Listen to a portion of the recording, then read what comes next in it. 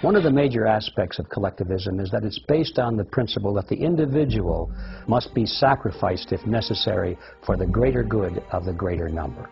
You'll find that under all forms of collectivism, whether it be Nazism, communism, fascism, socialism, or neoconism, or whatever you want to do. All of these forms of collectivism have that fundamental philosophy or ideology beneath it.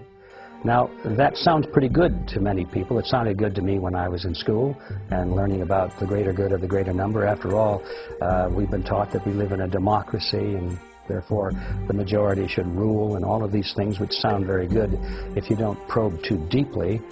And so many people think that that's a good concept. But it's a terrible concept when you follow it to its roots. Because you see, there's no such thing as a group.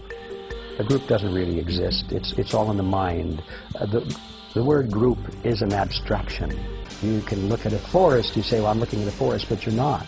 You're looking at trees. They're only trees, and so the word forest is this abstraction for the concept of many trees. And the same thing is true in social structures.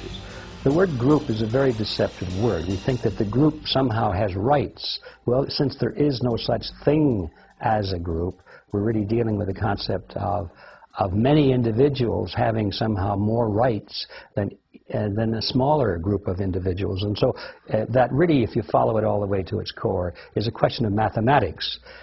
Collectivism is based on the substance that three people really have the right to tell two people what to do regardless, because there's 3 against 2. And once you boil it down to the issue of mathematics, it falls apart, because human rights are not based on mathematics. The only greater good for the greater number really comes from the concept of individualism, when you deny the majority to take away the rights or the property of the minority. If you hold up the individual as the supreme element in society instead of the group, under that philosophy, under that ideology, now you do actually have the greatest good for the greatest number.